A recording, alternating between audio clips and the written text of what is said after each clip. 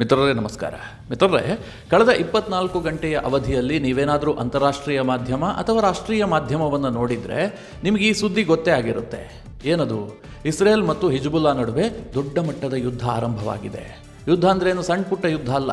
Israel Hezbollah ಕಡೆಗೆ, ಅಂದರೆ ಲೆಬನಾನ್ನ ದಕ್ಷಿಣ ಭಾಗದಲ್ಲಿ ಹಿಜ್ಬುಲ್ಲಾ ಏನು ಕಂಟ್ರೋಲ್ ಮಾಡ್ತಾ ಇದೆ ಆ ಪ್ರದೇಶದ ಕಡೆಗೆ 100 ಯುದ್ಧ ವಿಮಾನವನ್ನು ನುಗ್ಗಿಸಿತ್ತು. ರಾತ್ರೋರಾತ್ರಿ 100 ಯುದ್ಧ ವಿಮಾನವನ್ನು ತೆಗೆದುಕೊಂಡು ಹೋಗಿ ಹಿಜ್ಬುಲ್ಲಾಗೆ ಸೇರಿದಂತಹ ಅನೇಕ ಕಟ್ಟಡಗಳಿರಬಹುದು, ಅವರ ಅಡಗುತಾಣಗಳಿರಬಹುದು, ಎಲ್ಲವುದನ್ನು ಧ್ವಂಸ ಮಾಡಿದ್ದಾರೆ. ಅದಕ್ಕೆ ಪ್ರತಿಯಾಗಿ ಹಿಜ್ಬುಲ್ಲಾ ಕೂಡ ಅನೇಕ ರಾಕೆಟ್ಗಳನ್ನು ಇಸ್ರೇಲ್ ಕಡೆಗೆ ಲಾಂಚ್ ಮಾಡಿದೆ. ಇಬ್ಬರ ನಡುವೆ ದೊಡ್ಡ ಮಟ್ಟದ ಸಂಘರ್ಷಮಯ ವಾತಾವರಣ ನಿರ್ಮಾಣ ಆಗಿದೆ.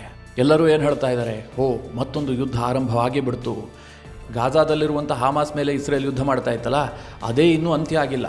ಇದರ ನಡುವೆ ಹಿಜ್ಬುಲ್ಲಾ ಮತ್ತು ಇಸ್ರೇಲ್ ನಡುವೆ ಭೀಕರವಾದಂತಹ ಯುದ್ಧ ಆರಂಭವಾಗೇ ಹೋಗ್ಬಿಡ್ತು. ಈ ರೀತಿಯ ಚರ್ಚೆಗಳು ನಡೀತಾ ಇದೆ. ಇನ್ನೊಂದು ಕಡೆ ಉಕ್ರೇನ್ ಮತ್ತು ರಷ್ಯಾ ನಡುವೆ ಮತ್ತಷ್ಟು ಟೆನ್ಷನ್ ಜಾಸ್ತಿ ಆಗಿದೆ. ರಷ್ಯಾ ಕಡೆಗೆ ಉಕ್ರೇನ್ ಡ್ರೋನನ್ನು ಕಳುಹಿಸಿತ್ತು. ರಷ್ಯಾ ಅದಕ್ಕೆ ಪ್ರತಿದಾಳಿಯನ್ನು ಮಾಡಿದೆ. ಒಂದು ಡ್ರೋನ್ ಪೋಲೆಂಡ್ನಲ್ಲಿ ಹೋಗಿ ಬಿದ್ದಿದೆ. ಹೀಗೆ ಅಲ್ಲೊಂದು ರೀತಿಯ ಟೆನ್ಷನ್ ಉದ್ಭವವಾಗಿದೆ. ಇತ್ತ ಕಡೆಯಲ್ಲಿ ಇಸ್ರೇಲ್ ಮತ್ತು ಹಿಜ್ಬುಲ್ಲಾ ನಡುವೆ ದೊಡ್ಡ ಮಟ್ಟದ ಕಾನ್ಫ್ಲಿಕ್ಟ್ ಆಗ್ತಾ ಇದೆ. ಮಿತ್ರರೇ, ಎಲ್ಲರೂ ಕೂಡ ಇಸ್ರೇಲ್ನ ಬೆನ್ನು ತಟ್ತಾ ಇದ್ದಾರೆ. ಈ ಬಾರಿ ಹಿಜ್ಬುಲ್ಲಾವನ್ನು ಇಸ್ರೇಲ್ ನಾಶ ಮಾಡಿಬಿಡುತ್ತೆ, ಮತ್ತೊಂದು ಯುದ್ಧ ಮಾಡುತ್ತೆ, ಅವ್ರು ಯಾವುದಕ್ಕೂ ಹೆದರ್ಕೊಳ್ಳೋದಿಲ್ಲ ಅಂತ. ಆದರೆ ಇಸ್ರೇಲ್ ಒಳಗೆ ಅಪಸ್ವರ ಕೇಳಿ ಬರ್ತಾ ಇದೆ. ಇಸ್ರೇಲ್ನ ಮಾಜಿ ಸೈನ್ಯಾಧಿಕಾರಿಗಳು ಹೇಳ್ತಾ ಇದ್ದಾರೆ, ಇದೇ ರೀತಿಯಾಗಿ ಇನ್ನೊಂದು ವರ್ಷ ಮುಂದುವರೆದರೆ ಇಸ್ರೇಲ್ ವಿಶ್ವ ಭೂಪಟದಲ್ಲಿ ಇರೋದಿಲ್ಲ, ನಾವು ಮತ್ತೆಂದೂ ತಲೆ ಎತ್ಕೊಂಡಿರೋದಕ್ಕೆ ಸಾಧ್ಯ ಇಲ್ಲ, ಇಸ್ರೇಲ್ ನಾಶವಾಗಿ ಹೋಗುತ್ತೆ ಹೀಗಂತ ಇಸ್ರೇಲ್ನ ಮಾಜಿ ಸೈನ್ಯಾಧಿಕಾರಿಗಳು ಹೇಳ್ತಾ ಇದ್ದಾರೆ. ಇಸ್ರೇಲ್ನ ಪ್ರಧಾನಿ ನೆತನ್ಯಾಹು ಬಗ್ಗೆ ಮೊದಲಿದ್ದಂತಹ ಕಾನ್ಫಿಡೆನ್ಸ್ ಈಗಿಲ್ಲ. ಅಲ್ಲಿನ ಜನ ನೆತನ್ಯಾಹುವನ್ನು ವಿರೋಧ ಮಾಡೋದಕ್ಕೆ ಶುರು ಮಾಡಿದ್ದಾರೆ. ಏನು ಸಾಧಿಸ್ತಾ ಇದ್ದೀರಿ ನೀವು ಅಂತ ಅಲ್ಲಿನ ಜನ ಪ್ರಶ್ನೆ ಕೇಳ್ತಾ ಇದ್ದಾರೆ. ಹಾಗಾದರೆ ಮಿತ್ರರೇ, ಏನಾಗ್ತಾ ಇದೆ? ಇಸ್ರೇಲ್ ನಾಶವಾಗುತ್ತೆ ಅಂತ ಅಲ್ಲಿನ ಸೈನ್ಯಾಧಿಕಾರಿಗಳೇ ಹೇಳ್ತಿರೋದು ಯಾಕೆ? ಎಲ್ಲಿ ಎಡವಟ್ಟಾಗ್ತಾ ಇದೆ? ಇಸ್ರೇಲ್ ಏನಾದರೂ ತಪ್ಪು ಮಾಡ್ತಾ ಇದೆಯಾ? ಎಂತಹ ಪರಿಸ್ಥಿತಿಯಲ್ಲಿ ಇಸ್ರೇಲ್ ಬಂದು ನಿಂತಿದೆ? ಇದೆಲ್ಲವುದನ್ನು ಈ ವಿಡಿಯೋದಲ್ಲಿ ನಿಮಗೆ ಸವಿಸ್ತಾರವಾಗಿ ತಿಳಿಸ್ಕೊಡುವಂತಹ ಪ್ರಯತ್ನ ಮಾಡ್ತೀನಿ. ನೀವು ಈ ವಿಡಿಯೋನ ಕೊನೆವರೆಗೂ ಮಿಸ್ ಮಾಡದೆ ನೋಡಿ. ಇವತ್ತು ಇಸ್ರೇಲ್ ಅತ್ಯಂತ ಪುಟ್ಟವಾದಂತಹ ದೇಶ. ವಿಶ್ವ ಭೂಪಟದಲ್ಲಿ ನೀವು ಹಾಗೆ ನೋಡಿದ್ರೆ ಕಾಣೋದಕ್ಕೂ ಸಿಗೋದಿಲ್ಲ, ಝೂಮ್ ಮಾಡಬೇಕು, ಅಷ್ಟು ಪುಟ್ಟದಾದಂತಹ ಭೂಪ್ರದೇಶ. ಸುತ್ತಲೂ ಬೆಂಕಿಯ ನಡುವೆ ಬದುಕ್ತಾ ಇರುವಂತಹ ದೇಶ ಅದು. ಪ್ರತಿ ದಿನವೂ ಕೂಡ ಇಸ್ರೇಲ್ ಒಂದು ಯುದ್ಧ ಭೂಮಿನೇ. ಒಂದಲ್ಲ ಒಂದು ಕಡೆಯಿಂದ ದಾಳಿ ಆಗ್ತಾ ಇರುತ್ತೆ. ಇಷ್ಟಾದರೂ ಇಸ್ರೇಲ್ ಯಾವತ್ತೂ ಕೂಡ ಜಗ್ಗಿಲ್ಲ, ಬಗ್ಗಿಲ್ಲ, ಅವರು ಮೆತ್ತಗಾಗೇ ಇಲ್ಲ. ಆದರೆ ಈಗ ಒಂದು ಪರಿಸ್ಥಿತಿ ಬಂದಿದೆ. ಇಸ್ರೇಲ್ ಜಗ್ಗಲೇಬೇಕಾದಂತಹ ಪರಿಸ್ಥಿತಿಗೆ ಬಂದು ತಲುಪಿದೆ. ಇದುವರೆಗೆ ಅವರು ಅನೇಕ ದೇಶವನ್ನು ಎದುರಿಸಿದ್ದಾರೆ. ಈಜಿಪ್ಟ್, ಜೋರ್ಡಾನ್, ಲೆಬನಾನ್, ಸಿರಿಯಾ ಎಲ್ಲ ದೇಶಗಳನ್ನು ಎದುರಿಸಿದ್ದಾರೆ. ಯಾವತ್ತೂ ಕೂಡ ಹೆದರ್ಕೊಂಡಿಲ್ಲ. ಈಗ ಕಳೆದ 1 ವರ್ಷದಿಂದ ಹಮಾಸ್ ಮೇಲೆ ಯುದ್ಧ ಮಾಡ್ತಾ ಇದ್ದಾರೆ. ಒಂದು ಪುಟ್ಟದಾದಂತಹ ಪ್ರದೇಶ ಗಾಜಾ, ಒಂದು ಅರ್ಧ ಗಂಟೆಯಲ್ಲಿ ಟ್ರಾವೆಲ್ ಮಾಡಬಹುದಾದಂತಹ ಒಂದು ಪ್ರದೇಶ ಅದು. ಅಷ್ಟು ಪುಟ್ಟ ಜಾಗದಲ್ಲಿರುವಂಥ ಹಮಾಸನ್ನು ನಾಶ ಮಾಡೋದಕ್ಕೆ ಇಸ್ರೇಲ್ 11 ತಿಂಗಳನ್ನು ತೆಗೆದುಕೊಂಡಿದೆ. ಇನ್ನೂ ಕೂಡ ಆಗಿಲ್ಲ, ಕಂಪ್ಲೀಟ್ ಆಗಿಲ್ಲ. ಹಮಾಸ್ನ ಮುಖ್ಯಸ್ಥ ಇಸ್ಮಾಯಿಲ್ ಹನಿಯಾನನ್ನು ಇರಾನ್ನಲ್ಲಿ ಇಸ್ರೇಲ್ ಹೊಡೆದಾಕ್ತು. ಆದರೆ ಈಗ ಯಾಯಾ ಸಿನ್ವರ್ ಹಮಾಸ್ನ ನೂತನ ಮುಖ್ಯಸ್ಥನಾಗಿದ್ದಾನೆ. ಹಮಾಸ್ ಮತ್ತು ಇಸ್ರೇಲ್ ನಡುವೆ ಒಂದು ಕಡೆ ಶಾಂತಿ ಒಪ್ಪಂದವೂ ಆಗ್ತಾ ಇಲ್ಲ, ಇನ್ನೊಂದು ಕಡೆ ಯುದ್ಧ ಕೂಡ ನಿಲ್ತಾ ಇಲ್ಲ. ಹೀಗೆ 11 ತಿಂಗಳಿಂದ ಯುದ್ಧ ಆಗ್ತಾ ಇದೆಯಲ್ಲ, ಇದರಿಂದ ತೊಂದರೆ ಆಗಿದ್ದು ಇಸ್ರೇಲ್ಗೆ. ಮಿತ್ರರೇ, ಹಮಾಸ್ಗೆ ಏನಾಗಬೇಕು? ಗಾಜಾ ಸರ್ವನಾಶ ಆದರೆ ಅಲ್ಲೊಂದು 20 ಲಕ್ಷ ಜನ ಇದ್ರಲ್ಲ, ಅವ್ರು ತೊಂದರೆ ಅನುಭವಿಸ್ತಾರೆ. ಅವರಿಗೇನು ಭವಿಷ್ಯದ ಬಗ್ಗೆ ಚಿಂತೆ ಇಲ್ಲ, ನಾಳೆ ನಾವು ಚೆನ್ನಾಗಿರಬೇಕು, ಅದು ಯಾವ ಚಿಂತೆಯೂ ಇಲ್ಲ. ಅವರು ಧರ್ಮಾಂಧರಾಗಿದ್ದಾರೆ, ಅವರಿಗೆ ಧರ್ಮ ಬಿಟ್ಟರೆ ಬೇರೆ ಏನೂ ಕಾಣ್ತಾ ಇಲ್ಲ. ಹೀಗಾಗಿ ಅವರು ಯುದ್ಧ ಮಾಡ್ತಾನೆ ಇರ್ತಾರೆ. ಅವರಿಗೆ ನಷ್ಟ ಲಾಭದ ಪ್ರಶ್ನೆಯೇ ಬರೋದಿಲ್ಲ. ಆದರೆ ಇಸ್ರೇಲ್ಗೆ ಹಾಗಲ್ಲ. ಇಸ್ರೇಲ್ ಒಂದು ಭವ್ಯ ಭವಿಷ್ಯದ ಕನಸು ಕಂಡು ದೇಶವನ್ನು ಕಟ್ಟಿಕೊಂಡಿದ್ದು.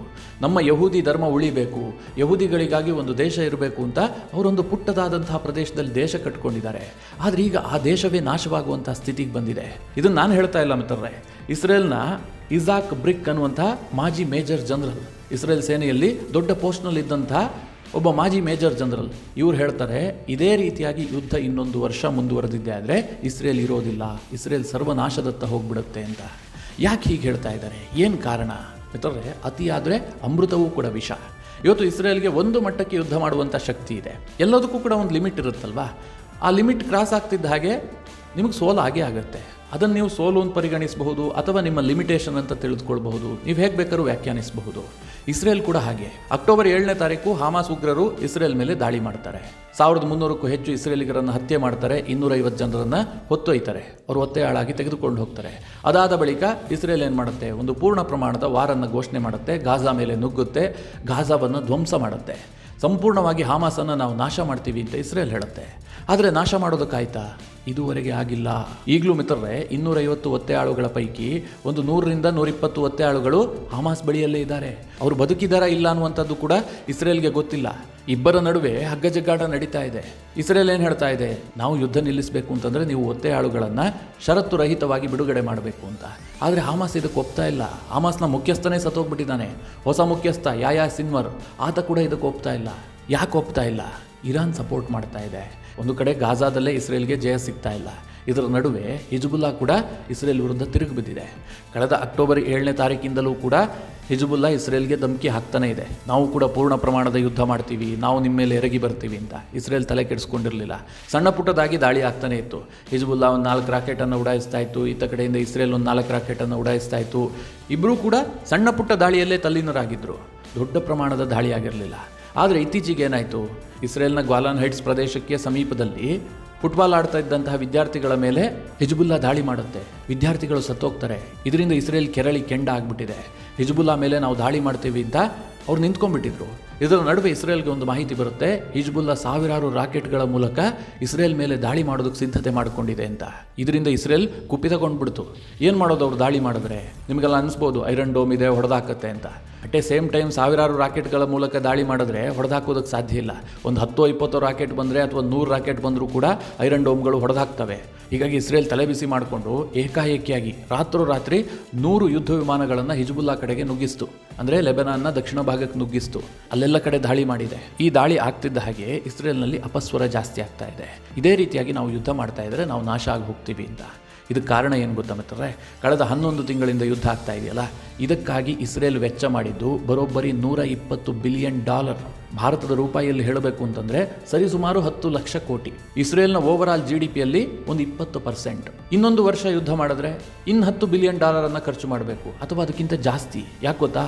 ಹಮಾಸ್ನ ಸ್ಟ್ರೆಂತ್ ಇದ್ದಿದ್ದು ಬಹಳ ಕಡಿಮೆ, ಹಿಜ್ಬುಲ್ಲಾ ಸ್ಟ್ರೆಂತ್ ಜಾಸ್ತಿ ಇದೆ. ಅವರು ಎಕಾನಾಮಿಕಲಿ ಕೂಡ ಹಮಾಸ್ಗಿಂತ ತುಂಬ ಸ್ಟ್ರಾಂಗ್ ಆಗಿದ್ದಾರೆ. ಜೊತೆಗೆ ಅವರ ಸಂಪನ್ಮೂಲ ಜಾಸ್ತಿ ಇದೆ, ಅವರ ಬಳಿಯಲ್ಲಿ ಶಸ್ತ್ರಾಸ್ತ್ರ ಜಾಸ್ತಿ ಇದೆ, ಯೋಧರು ಜಾಸ್ತಿ ಇದ್ದಾರೆ. ಒಂದು ಅಂದಾಜಿನ ಪ್ರಕಾರ ಹಿಜ್ಬುಲ್ಲಾ ಬಳಿಯಲ್ಲಿ 1 ಲಕ್ಷ ಶಸ್ತ್ರಸಜ್ಜಿತ ಸೈನಿಕರಿದ್ದಾರೆ ಅಂತ. ಅಂದರೆ ಅವರು ಉಗ್ರಗಾಮಿಗಳು 1 ಲಕ್ಷ ಸಂಖ್ಯೆಯಲ್ಲಿದ್ದಾರೆ. ಅವರನ್ನು ನೀವು ನಾಶ ಮಾಡೋದು ಅಷ್ಟು ಈಸಿನಾ?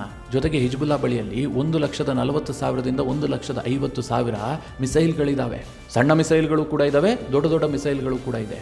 ಸರಿಸುಮಾರು 350 ಕಿಲೋಮೀಟರ್ ಸಾಗಬಲ್ಲಂತಹ ಮಿಸೈಲ್ಗಳಿದ್ದಾವೆ, ಗೈಡೆಡ್ ಮಿಸೈಲ್ಗಳು. ನೀವು ಒಂದು ಗುರಿಯನ್ನು ಇಟ್ಟು ಅದನ್ನು ಲಾಂಚ್ ಮಾಡಿದ್ರೆ ಆ ಗುರಿಯನ್ನು ಅದು ತಲುಪುತ್ತೆ, ಅಲ್ಲಿ ಧ್ವಂಸ ಮಾಡುತ್ತೆ. ಅಷ್ಟು ಕೆಪಾಸಿಟಿ ಇದ್ದಂಥ ಮಿಸೈಲ್ಗಳಿದ್ದಾವೆ. ಈಗ ಹಿಜ್ಬುಲ್ಲಾ ಜೊತೆಗೆ ನೀವು ಇದೇ ಥರ ಯುದ್ಧ ಮಾಡ್ತಾ ಇದ್ರೆ ಇನ್ನೊಂದು ವರ್ಷ ಯುದ್ಧ ಮಾಡೋದಪ್ಪ. ಇತ್ತ ಕಡೆಯಲ್ಲಿ ಇರಾನ್ ಕೂಡ ಯುದ್ಧ ಮಾಡೋದಕ್ಕೆ ಸನ್ನದ್ಧವಾಗಿಬಿಟ್ಟಿದೆ. ಇರಾನ್ ಕೂಡ ಯಾವ ಕ್ಷಣದಲ್ಲಿ ಬೇಕಾದರೂ ಯುದ್ಧ ಮಾಡಬಹುದು. ನಿಮಗೆಲ್ಲ ಗೊತ್ತಿರುವ ಹಾಗೆ ಹಮಾಸ್ನ ಮುಖ್ಯಸ್ಥ ಇಸ್ಮಾಯಿಲ್ ಹನಿಯಾ ಇರಾನ್ನಲ್ಲಿದ್ದಂತಹ ಸಂದರ್ಭದಲ್ಲಿ ಇಸ್ರೇಲ್ ಹೊಡೆದು ಹಾಕಿದೆ. ಇದರಿಂದ ಇರಾನ್ ತೀವ್ರವಾಗಿ ಕೋಪಗೊಂಡಿದೆ. ಇರಾನ್ನ ಅಧ್ಯಕ್ಷನ ಸಾವಿನ ಹಿಂದೆಯೂ ಕೂಡ ಇಸ್ರೇಲ್ನ ಕೈವಾಡ ಇದೆ ಎನ್ನುವಂಥ ವಾಸನೆ ಇದೆ. ಹೀಗಾಗಿ ಇರಾನ್ ಕೂಡ ಯಾವುದೇ ಕ್ಷಣದಲ್ಲಿ ಬೇಕಾದರೂ ಇಸ್ರೇಲ್ ಮೇಲೆ ಯುದ್ಧ ಘೋಷಣೆ ಮಾಡಿಬಿಡಬಹುದು. ಅದು ಯಾವ ರೂಪದ ಯುದ್ಧ ಬೇಕಾದರೂ ಆಗಿರಬಹುದು. ಒಂದು ಕಡೆ ಇರಾನ್, ಇನ್ನೊಂದು ಕಡೆ ಹಿಜ್ಬುಲ್ಲಾ, ಇತ್ತ ಕಡೆಯಲ್ಲಿ ಹೌತಿಗಳು ಕೂಡ ಬುಸುಗುಡ್ತಾ ಇದ್ದಾರೆ. ಹಮಾಸ್ ನಡುವೆ ಯುದ್ಧ ಹಾಗೆ ಮುಂದುವರೆದಿದೆ. ಎಲ್ಲ ಕಡೆಯಿಂದಲೂ ಕೂಡ ಇಸ್ರೇಲ್ ಯುದ್ಧವನ್ನು ಎದುರಿಸಬೇಕಾದ ಸನ್ನಿವೇಶಕ್ಕೆ ಬಂದು ನಿಂತಿದೆ. ಹೀಗಾಗಿ ಇಸ್ರೇಲ್ನ ಮಾಜಿ ಮೇಜರ್ ಜನರಲ್ ಹೇಳ್ತಾ ಇದ್ದಾರೆ, ಈ ಯುದ್ಧವನ್ನು ಇಲ್ಲಿಗೆ ಕೊನೆಗೊಳಿಸುವಂತಹದ್ದು ಉತ್ತಮ. ನಾವು ಈ ಯುದ್ಧವನ್ನು ಹೀಗೆ ಮುಂದುವರಿಸಿದ್ದೆ ಆದರೆ ಇಸ್ರೇಲ್ಗೆ ಬಹಳ ನಷ್ಟ ಆಗುತ್ತೆ. ಇನ್ನೊಂದು ವರ್ಷ ಇದೇ ರೀತಿಯಾಗಿ ಮುಂದುವರೆದಿದ್ದೆ ಆದರೆ ಇಸ್ರೇಲ್ ಇರೋದಿಲ್ಲ, ಇಸ್ರೇಲ್ ನಾಶ ಆಗಿಬಿಡುತ್ತೆ. ನಾವು ಇಸ್ರೇಲನ್ನು ಕಟ್ಟೋದಕ್ಕೆ ಶತಶತಮಾನಗಳ ಪ್ರಯತ್ನ ಪಟ್ಟಿದ್ದೀವಿ. ಎಷ್ಟೋ ಶತಮಾನಗಳ ತನಕ ನಾವು ಗುಲಾಮರಾಗಿ ಬೇರೆ ಎಲ್ಲೋ ಬದುಕ್ತಾ ಇದ್ವಿ, ಯಾವುದೋ ದೇಶದಲ್ಲಿ ನೆಲೆ ಇಲ್ಲದೆ ಓಡಾಡ್ತಾ ಇದ್ವಿ. ಈಗ ನಮಗೆ ಅಂತ ಒಂದು ದೇಶ ಸಿಕ್ಕಿದೆ, ನಾವು ಯುದ್ಧ ಮಾಡಿ ಈ ದೇಶವನ್ನು ಕಳೆದುಕೊಳ್ಳೋದು ಬೇಡ ಅಂತ ಇಸ್ರೇಲ್ನೊಳಗೆ ಕೆಲವರು ಧ್ವನಿ ಎತ್ತೋದಕ್ಕೆ ಶುರು ಮಾಡಿದ್ದಾರೆ. ಅದರಲ್ಲೂ ಕೂಡ ಮಾಜಿ ಸೇನಾಧಿಕಾರಿಗಳೇ ಹೀಗೆ ಹೇಳ್ತಾ ಇರುವಂಥದ್ದು ಇಸ್ರೇಲ್ನ ಪರಿಸ್ಥಿತಿಯ ಗಂಭೀರತೆಯನ್ನು ತಿಳಿಸ್ತಾ ಇದೆ. ಇದರ ಜೊತೆಗೆ ಮಿತ್ರರೇ, ಇಸ್ರೇಲ್ ಯಾವಾಗಲೂ ಕೂಡ ಒಗ್ಗಟ್ಟಿನಿಂದಲೇ ಹೆಸರುವಾಸಿ. ಅವರು ಇವತ್ತು ಜಗತ್ತಿನಲ್ಲಿ ನಿಂತಿರೋದೇ ಒಗ್ಗಟ್ಟು, ತನ್ನ ಸಾಮರ್ಥ್ಯ, ಜೊತೆಗೆ ದೇಶಾಭಿಮಾನ. ಇದರಿಂದಾಗಿ ಅವರು ನಿಂತ್ಕೊಂಡಿದ್ದಾರೆ. ಇಲ್ಲದೆ ಹೋದ್ರೆ ಅಲ್ಲಿ ಬದುಕೋದಕ್ಕೆ ಸಾಧ್ಯ ಆಗ್ತಾ ಇರಲಿಲ್ಲ. ಈಗ ಆ ಒಗ್ಗಟ್ಟಿನಲ್ಲೂ ಕೂಡ ಬಿರುಕು ಕಾಣ್ತಾ ಇದೆ. ನೆತನ್ಯಾಹುವನ್ನು ಇಷ್ಟು ದಿನ ಜನ ಒಪ್ಕೊಂಡ್ರು. 2023 ಅಕ್ಟೋಬರ್ 7ನೇ ತಾರೀಕಿಗೂ ಮುನ್ನ ಈ ಯುದ್ಧ ಆರಂಭ ಆಯ್ತಲ್ಲ, ಆಗ ನೆತನ್ಯಾಹು ವಿರುದ್ಧ ಇಸ್ರೇಲ್ನಲ್ಲಿ ದೊಡ್ಡ ಮಟ್ಟದ ಪ್ರತಿಭಟನೆ ಆಗ್ತಾ ಇತ್ತು. ನೆತನ್ಯಾಹು ಅಧಿಕಾರದಿಂದ ಇಳಿಬೇಕು, ಅವರು ಸರ್ವಾಧಿಕಾರಿ ಆಗ್ತಾ ಇದ್ದಾರೆ, ಇಸ್ರೇಲ್ನ ನ್ಯಾಯಾಂಗ ವ್ಯವಸ್ಥೆಯನ್ನು ಹಾನಿ ಮಾಡ್ತಾ ಇದ್ದಾರೆ ಅಂತ. ಆದರೆ ಯಾವಾಗ ಯುದ್ಧ ಘೋಷಣೆ ಆಯಿತೋ ತಕ್ಷಣ ಆ ಪ್ರತಿಭಟನೆ ಅಂತ್ಯ ಆಯಿತು. ಯಾಕೆಂದರೆ ರಾಷ್ಟ್ರ ಸಂಕಷ್ಟದಲ್ಲಿದೆ, ಈಗ ಇಂತಹದ್ರ ಬಗ್ಗೆ ಪ್ರತಿಭಟನೆ ಮಾಡ್ತಿರೋದಲ್ಲ ಅಂತ. ಈಗ ಮತ್ತೆ ನೆತನ್ಯಾಹು ಬಗ್ಗೆ ಪ್ರಶ್ನೆ ಉದ್ಭವಿಸಿದೆ. ಯಾಕೆ ಗೊತ್ತಾ? ಇಷ್ಟು ಲಾಂಗ್ ಆಗಿ ಯುದ್ಧ ಮಾಡುವಂಥ ಅನಿವಾರ್ಯತೆ ಏನಿದೆ? ಯಾವುದೇ ಒಂದು ತಾರ್ಕಿಕ ಅಂತ್ಯಕ್ಕೆ ನೆತನ್ಯಾಹು ತೆಗೆದುಕೊಂಡು ಹೋಗ್ತಾ ಇಲ್ಲ. ಹೊಸ ಹೊಸ ತಲೆಬಿಸಿಯನ್ನು ತಂದು ಹಾಕ್ತಾ ಇದ್ದಾರೆ. ಇದು ಇಸ್ರೇಲ್ನ ಭವಿಷ್ಯಕ್ಕೆ ಒಳ್ಳೆಯದಲ್ಲ ಅಂತ ಜನ ಆಕ್ರೋಶಗೊಳ್ತಾ ಇದ್ದಾರೆ. ಹೀಗಾಗಿ ಎಲ್ಲರೂ ಏನು ಅನ್ಕೊಂಡಿದ್ದಾರೆ, ಇಸ್ರೇಲ್ ಯಾರು ಬಂದರೂ ಕೂಡ ಅವ್ರ ವಿರುದ್ಧ ಯುದ್ಧ ಮಾಡುತ್ತೆ, ಯಾರನ್ನು ಬೇಕಾದರೂ ಹೊಡೆದಾಕತ್ತೆ ಅಂತ. ಇಲ್ಲ, ಆ ಪರಿಸ್ಥಿತಿಯಲ್ಲಿ ಇಸ್ರೇಲ್ ಇಲ್ಲ. ನಿಧಾನವಾಗಿ ಇಸ್ರೇಲ್ ಕೂಡ ಶ್ರಿಂಕ್ ಆಗೋದಕ್ಕೆ ಶುರುವಾಗಿದೆ. ಇಸ್ರೇಲ್ನ ಸಾಮರ್ಥ್ಯ ಕೂಡ ಅಲ್ಲಾಡ್ತಾ ಇದೆ. ಇನ್ನೊಂದೇನು ಅಂತಂದರೆ, ಈ ಹಿಜ್ಬುಲ್ಲಾ ಬಗ್ಗೆ ಇಸ್ರೇಲ್ ಅಷ್ಟು ಈಸಿಯಾಗಿ ಪರಿಗಣಿಸೋದಕ್ಕೆ ಸಾಧ್ಯ ಇಲ್ಲ. ಹಿಜ್ಬುಲ್ಲಾಗೆ ಸಪೋರ್ಟ್ ಮಾಡ್ತಿರೋದು ಯಾರು? ಇರಾನ್. ಹಿಜ್ಬುಲ್ಲಾ ಬಳಿಯಲ್ಲಿ ಈಗ 1,40,000ದಿಂದ 1,50,000 ಮಿಸೈಲ್ಗಳಿದ್ದಾವೆ. ಅವರು ಅಟ್ ಎ ಟೈಮ್ ಒಂದು 5,000 10,000 ಮಿಸೈಲ್ಗಳನ್ನು ಲಾಂಚ್ ಮಾಡಿಬಿಡ್ಬೋದು. ಇಸ್ರೇಲ್ ಐರನ್ ಡೋಮ್ ಅನ್ನು ಬಳಸಿ ಅದನ್ನು ತಡಿಬೇಕು. ಒಂದಷ್ಟನ್ನು ತಡಿಬಹುದು, ಒಂದಷ್ಟನ್ನು ತಡೆಯೋದಕ್ಕೆ ಸಾಧ್ಯ ಇಲ್ಲ. ಹೀಗೆ ಅವರು ಪ್ರತಿ ಬಾರಿ ಮಾಡ್ತಾನೆ ಇರ್ತಾರೆ. ಪ್ರತಿದಿನವೂ ಕೂಡ ದಾಳಿ ಭೀತಿ ಇರುತ್ತೆ. ಇಸ್ರೇಲ್ ಅದಕ್ಕೋಸ್ಕರವಾಗಿ ಐರನ್ ಡೋಮನ್ನು ಬಳಸಬೇಕು. ಅದು ಖರ್ಚೆಷ್ಟಾಗುತ್ತೆ? ಈಗ ಹಿಜ್ಬುಲ್ಲಾ ಏನು ಮಾಡುತ್ತೆ, ಒಂದು 5,000 ಸಾವಿರ ರೂಪಾಯಿ ಖರ್ಚಲ್ಲಿ ಒಂದು ಮಿಸೈಲನ್ನು ರೆಡಿ ಮಾಡುತ್ತೆ. ಅದಕ್ಕೆ ಹಿಂದಿಲ್ಲ ಮುಂದಿಲ್ಲ. ಆದರೆ ಆ ಮಿಸೈಲನ್ನು ತಡಿಬೇಕು ಅಂತಂದರೆ ಐರನ್ ಡೋಮ್ ಕೋಟ್ಯಾಂತರ ರೂಪಾಯಿ ಖರ್ಚು ಮಾಡಬೇಕು ಒಂದು ಮಿಸೈಲನ್ನು ತಡೆಯೋದಕ್ಕೆ. ಎಷ್ಟು ದಿನ ಅಂತ ನೀವು ಹೀಗೆ ಮಾಡ್ತಿರೋದಕ್ಕೆ ಸಾಧ್ಯ? ಯೋಚನೆ ಮಾಡಿ. ಈ ಪರಿಸ್ಥಿತಿಯಲ್ಲಿ ಇಸ್ರೇಲ್ ಇದೆ. ಹೀಗಾಗಿ ಇದಕ್ಕೇನಾದರೂ ಒಂದು ಪರಿಹಾರವನ್ನು ಕಂಡುಕೊಳ್ಬೇಕು ಅಂತ ಇಸ್ರೇಲ್ನ ಜನತೆ ಒತ್ತಾಯಿಸ್ತಾ ಇದ್ದಾರೆ. ಅಲ್ಲಿನ ಮಾಜಿ ಸೇನಾಧಿಕಾರಿಗಳು ಒತ್ತಾಯಿಸ್ತಾ ಇದ್ದಾರೆ. ಸದ್ಯ ಐಸಾಕ್ ಬ್ರಿಕ್ ಏನು ಹೇಳಿಕೆ ಕೊಟ್ಟಿದ್ದಾರಲ್ಲ, ಇಸ್ರೇಲ್ ಈಗ 1 ವರ್ಷ ಯುದ್ಧ ಮುಂದುವರಿಸಿದ್ದೆ ಆದರೆ ಕೊಲ್ಯಾಪ್ಸ್ ಆಗುತ್ತೆ ಅಂತ, ಇದರ ಬಗ್ಗೆ ಸಾಕಷ್ಟು ಚರ್ಚೆ ಆಗ್ತಾ ಇದೆ. ಅಂತಾರಾಷ್ಟ್ರೀಯ ಮಾಧ್ಯಮಗಳಲ್ಲೂ ಕೂಡ ಈ ಸುದ್ದಿ ಪ್ರಸಾರ ಆಗಿದೆ. ಇಸ್ರೇಲ್ನ ಒಳಗೂ ಕೂಡ ಚರ್ಚೆ ಆರಂಭವಾಗಿದೆ. ಮಿತ್ರರೇ, ನಿಮಗೇನು ಅನಿಸುತ್ತೆ? ನಿಮ್ಮ ಅನಿಸಿಕೆ ಅಭಿಪ್ರಾಯವನ್ನು ಕಮೆಂಟ್ ಮಾಡುವ ಮೂಲಕ ನಮಗೆ ತಿಳಿಸಿ. ಹಾಗೆ ನಿಮಗೆ ಈ ವಿಡಿಯೋ ಇಷ್ಟವಾದರೆ ಲೈಕ್ ಮಾಡಿ. ಜೊತೆಗೆ ನೀವಿನ್ನೂ ನಿಮ್ಮ ನೆಚ್ಚಿನ ಸಂಸ್ಕಾರ ಸೌರಭ ಯೂಟ್ಯೂಬ್ ಚಾನಲ್ನ ಸಬ್ಸ್ಕ್ರೈಬ್ ಮಾಡಿಲ್ಲ ಅಂತಾದರೆ ಈ ಕೂಡಲೇ ಸಬ್ಸ್ಕ್ರೈಬ್ ಮಾಡಿ. ಮುಂದಿನ ಎಲ್ಲ ಅಪ್ಡೇಟ್ಗಳ ನೋಟಿಫಿಕೇಷನ್ಗಾಗಿ ಬೆಲ್ ಐಕಾನ್ ಒತ್ತಿ.